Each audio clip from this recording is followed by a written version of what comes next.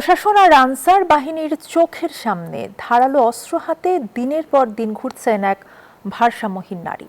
ভয় পাচ্ছেন সাধারণ মানুষ, কিন্তু তাতেও কোনো সুরাহা হচ্ছে না। চট্টগ্রাম মেডিকেল কলেজ হাসপাতালের জরুরি বিভাগে দেখা যাচ্ছে এই দৃশ্য। আকরাম হোসাইনের রিপোর্টে বিস্তারিত।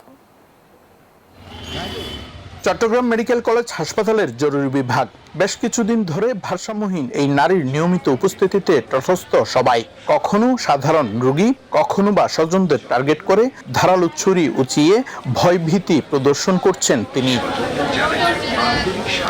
রোগী ও স্বজনরা বলছেন, জরুরি বিভাগের ঠিক পাশেই পুলিশ বক্স, আর সাথে সার্বিক নিরাপত্তার দায়িত্বে নিয়োজিত রয়েছে হাসপাতাল কর্তৃপক্ষের আনসার বাহিনী। তারপরেও এই নারীকে সরানো হচ্ছে না বলে অভিযোগ তাদের। একদিকে চিকিৎসা সেবার নিম্নমান আর অব্যবস্থাপনা, অন্যদিকে পদে পদে নিরাপত্তার ঝুঁকি। সব মিলিয়ে দূর দূরান্তের হাজারো সেবা গ্রহীতা পড়েছেন বিপাকে। ছুরি নিয়ে এখানে ভিতরে ঢুকে যায়, মানুষকে ভয় দেখায়, রোগীরা আতঙ্কিত হয়। আমরা তো ভয় পাবো, আমরা পাবলিক, আমরা কিন্তু আসা যাওয়া করি, কার সাথে না কার সাথে লাগাতে কোনো আছে না, বিচিত্র কিছু আছে না। এখানে আনসাররা বের করে দেয়, উনি আবার চলে আসে। এখন আমরা সবাই তো ওনাকে নিয়ে ভয়ে আছি। সমস্যার সমাধানের আশ্বাস হাসপাতাল কর্তৃপক্ষের।